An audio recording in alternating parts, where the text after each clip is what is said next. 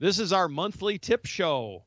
Barkeeper's Friend, Fix a Floor, and Trash Safety. We've got 3 great tips for you this month. The incredible uses of Barkeeper's Friends, Fix a Floor, and a safety tip about trash. I'm going to be telling a story.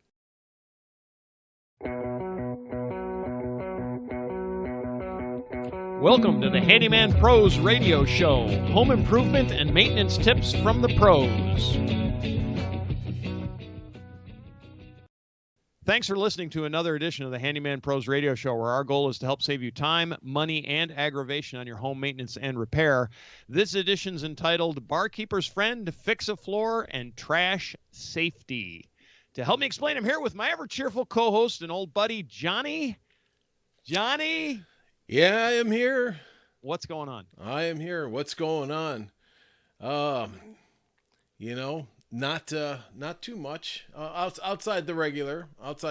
Just fixing some railings, and we're gonna I've got to get back to that. I'd really like to hear some feedback from the folks out there on those round pickets. The deck whatever railings. they call those, the quick fixes, which aren't very quick or nor good. But anyway, yeah, I'd really like to understand that. This is now the 4th time that I've seen these things fall out, and I can't think of anything more dangerous than to have little kids, bumping into those things and they're just falling out, because of the wood is warped and they don't hold any longer. So, if you've got traditional pickets, at least they're nailed in at some point, or screwed in, but not these things. Anyways, anyway. So I did. I was working in that.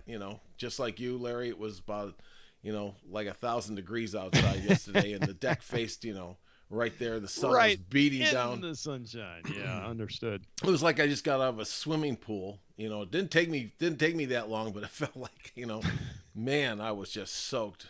But it's good for your diet. Look at the bright side. I digress. I don't care. Yeah, I don't care. I truly don't care. Well, John, this week, I guess I'm saying this month, but still, it's this week. We came up with some tips actually that we use all the time, and which did we want to start with the incredible Barkeeper's Friend? Yeah, this is one of those things. I've used this stuff for years, and I keep forgetting to pass the tip on. Right? Yes, I have also used it for years now. What I haven't used it for was for showers. Oh. I've always used it for, my own like bar sink down in the basement. Yep. And I had an old brass thing that I tossed out. Don't ever buy a brass sink, folks. Forget that. It's great if you like cleaning brass all the time. That's the problem. Yeah. But, it worked. But I never thought about it. So, I just was on one of the groups, and I was looking around, and lo and behold, something caught my eye, and it was a tub. Somebody had a picture of a shower tub that looked a lot like my secondary shower tub, and it had black on the bottom of the shower tub. And in these shower tubs that were made like in the 90s on up, they put like a built-in tread in it, and these little treads in there catch a lot of dirt, and I used to scrub like hell to try to get that off. With all kinds of cleaners, the Zep stuff, everything you can think of, the shower cleaners and all that, can never get it up. And lo and behold, I look, and this thing catches my eye. And this guy's like, how do I clean this? Well, there's like 147 comments on this. And I'm reading through this stuff, because I'm really interested. I'm like, okay, who's got the magic bullet here? And somebody comes up and says, Barkeeper's Friend. And then somebody else goes, I agree. You got to use this stuff. So I got some. Here it is. There it is. Is that the liquid stuff, or is that this the dry is stuff? the liquid stuff? Yeah. And I had the canned stuff that'll work too. But it's a bit of it's a little bit of I guess it's some kind of a little bit of an acid type of thing. I don't know exactly. It's been around for like 100 years or something. It's been around for 100 years. It's never advertised. I don't think I've ever seen it advertised. There's another thing. It's never right. And it's got uses like way beyond just like cleaning showers. I was first introduced to it a long time ago when I actually sat in on a stainless steel cookware presentation, and one of the questions came up, how do you keep your stainless steel cookware nice and shiny? And the guy whips out the Stainless powdered steel. version. Yep, the powder version of Barkeeper's Friend. And ever since then, I've used it on that. I've used it to clean. It's an amazing cleaner. It's very low. It's not abrasive, and that's kind of one of the things that's really unique about it. It's not abrasive, but it does a magnificent job. Works on fiberglass. It works on a lot of different products, a lot of ceramic tiles and things. Read the directions on it, but pretty amazing stuff. I carry it on my truck because you never know when you're going to need it. And it's cheap. Yeah, and it's really it's inexpensive. it's inexpensive. It's been around. Look, it's since 1880. No, there it goes. 1882. Yep. That answered my own question. And you're right. It never advertised. So getting back to the tub, I put it on there, and I took a pretty stiff little brush, and I was brushing it. And it's like, nothing's working. So did you use your wife's toothbrush? No, my own. Yeah, see, my teeth are clean. And I decided, you know what, I'm going to leave it on there for about 5 minutes to 10 minutes. I put it on there, left it on there for about 10 minutes, and then scrubbed it, and it all came off. I was like, that's it. It's great. So, folks, we don't get paid for this. No, we do not get paid for this. But if you do work for this company and you want to sponsor us, it'd be great. That's right. handymanprosradioshow.com. Yes. And but anyways, it works great. It works great on tubs. And like you said, all kinds of uses. So there you have it. I mean, it's really amazing stuff. It was way better than any of the well, I shouldn't say way better, but it's really got a lot of applications that go above and beyond just cleaning, pots and pans or barkeeps, so forth and so on. It's really interesting stuff. Got a lot of applications. A good thing to have in the toolbox or in your home up under your sink, because if you use it, you'll never go back. I swear, it's just amazing. It really is amazing stuff. Yeah, you sound like the label, Larry. It says once tried, always used. So I didn't do that on purpose. You're sold. See, yeah. I do not have the can right here, so I do not know. And I generally don't read products. So anyway, all right. Well, that's the first one. So that's Barkeeper's Friend. So we think that's a good tip. You should go out there and do that. Johnny, you were doing a repair in your shower. Yes, yes. And the thing that was going on with that, and full disclaimer here, I'll admit right off the bat that this is not a permanent fix for the shower. Okay. This is just enough to get me by, but I will tell you that lay the groundwork. What was going on in your shower? So if you have this is shifting tiles in my shower, and you can't grout anything that's moving, right? Because it'll just crack the grout, and you're gonna chase your tail on this thing. So I have used this product before, and this is two products. We hardly ever do this on this show, but I will tell you that I've used this product before. It's called Fix-A-Floor. You can only get it, I think, only in one of the orange big box store, and I'll show it to you here in a minute. But all you have to do is you buy this. It's called Fix-A-Floor.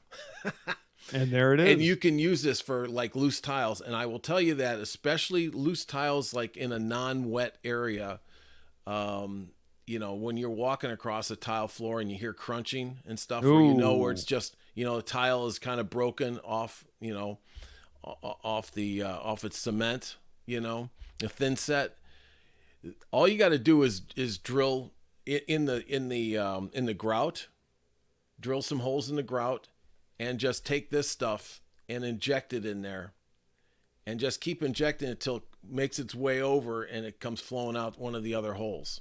So you got 4 holes in a tile in each corner, right? If you will, and just inject it.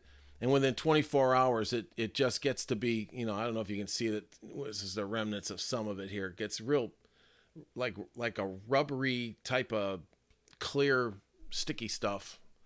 And it's a very descriptive term. Yeah, I mean, I don't know what to call it. It's not silicone, it's not anything like that. I mean, but it works like a charm. You can use it on, You can use this stuff on wood floors. So if you have a wood floor that's squeaking and stuff like that, you can just drill a little hole in the wood floor and just inject this stuff in there. It's a consistency of like milk. I was going to And say it it looks must be like it looks porous. like It must be really thin and kind of porous, and it seeps through the and it through the seeps grout through, up and it underneath. just keeps running, and it looks to be a mess at first, but it'll clean right up. And but then what you do is after you get done with that, you put like they recommend putting like a half filled 5-gallon bucket on top of it to put the weight on top of it. Ah, okay. And leave it for 24 hours. And man, I am telling you, this stuff works like a champ. So here's the thing, without pulling up the flooring, throwing a bunch of nails in, who knows where they're going in a wood floor, for instance. Right. Trying to take up tiles, if you're taking up tiles, if you're taking up tiles, you're going to redo the whole thing. Bingo. That's simple. Bingo. And you know what? I've used this stuff before on some other tile that was in a bathroom, let's say around a commode or something like that. And one of the tiles came up after all the years, you could feel it.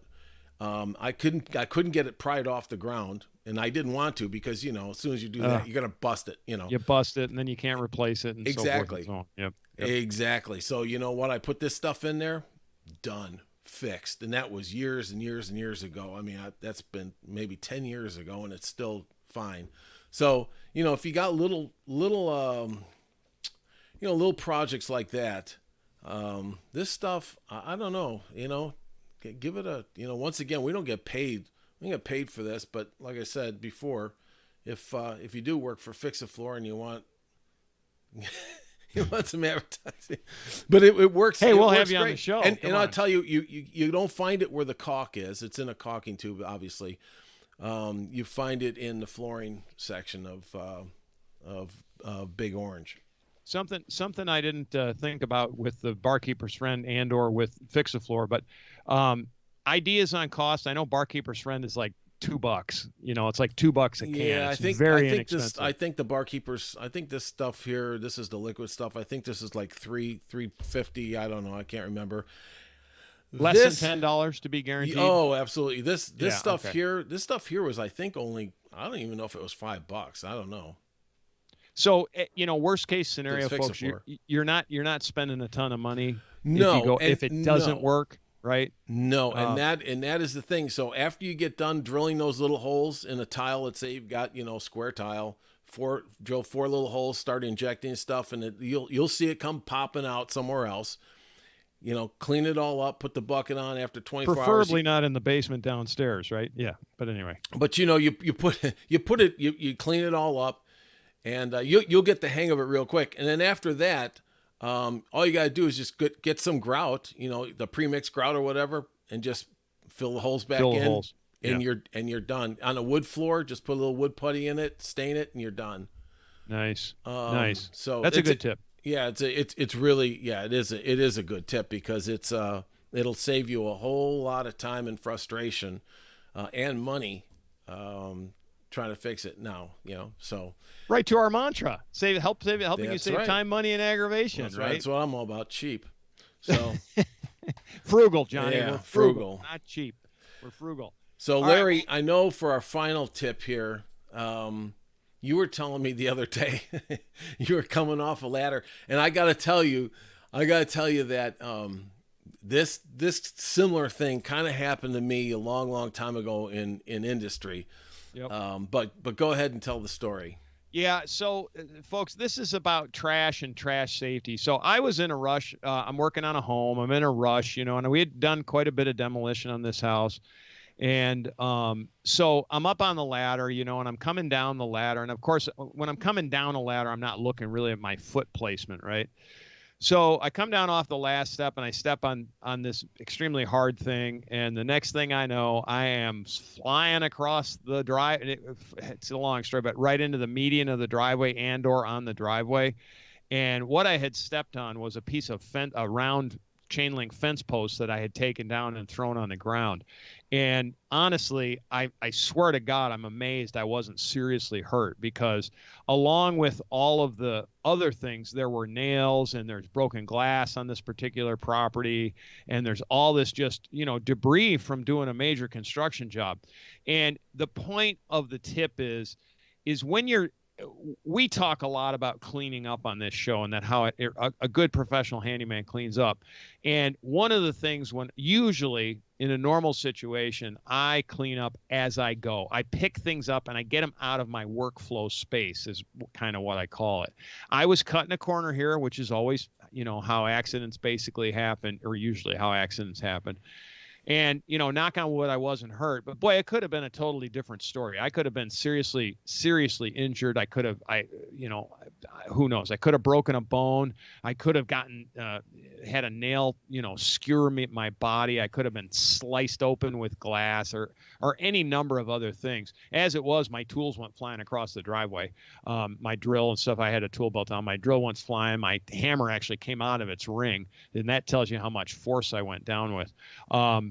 So the idea here is when you're working, clean up as you go. Keep the trash and debris out of your workflow area. If you're working in a specific area, make sure you shouldn't have to think about where you step. At least that would be my take on it. Take your trash, throw it away. You know what? At the end of the day, here's the other advantage. It certainly makes cleanup a lot faster when you don't have all this piles and piles of stuff. So, Johnny, tell your story. You've got one too. I think we probably all do at one time or another. Yeah, I mean, I was up on on scaffolding, and I was coming down off of scaffolding, and this was in the hangar, and there was crap behind me when I got down. And a lot of times, folks, when you're working, you're not really concentrating on a lot of things except for what you just did, or what you're just about to go get. Right. Or to complete the job. And I think was I a painter at the time? And there was like some empty rolls of plastic that we had used to mask off the planes and stuff. Mm-hmm. And boy, I'll tell you what, I tripped over that thing coming off the scaffolding. Yep. I caught myself, but in the same vein, just like you, it was I was a lot younger. I mean, I think I was, probably 24, 25 at the time. And, I regained my, my position there, but I'll tell you what, I could have gone headlong into, something. Yeah, right. And that's the whole, that's toolbox. Just anything. It doesn't matter. There's a lot of things around on a job site. Gosh, if you were changing out just even a ceiling fan or something, you could hit a piece of furniture. This could really cause a very, very serious injury. And so it's really top of mind, because I'm still got the cut on the side of my leg because I scraped my leg. I was wearing shorts, so I scraped my leg up. Not bad, didn't even need any glue or anything like that. Didn't even put a Band-Aid on it. So well, that's what I always when I go around a house and things like that, in a client's or even mine, you always look for things like a loose rug or anything like that. Yep. Somebody trips, you hit your head on the side of a coffee table Ooh. or something, and you're done. So, you just have to be really, really careful. And I think this is a really good tip. And it's not just to clean up trash, but it's also just keep your wits about you for more than just what you're doing. Right. Kind of keep thinking outside of just the specific compartmentalized job. I mean, as guys, especially guys, we're always compartmentalized in our thinking, and we're always headed in one direction in our thinking. It's a lot, instead of like wide all the time. Right. So, you got to kind of keep your wits about you, especially in a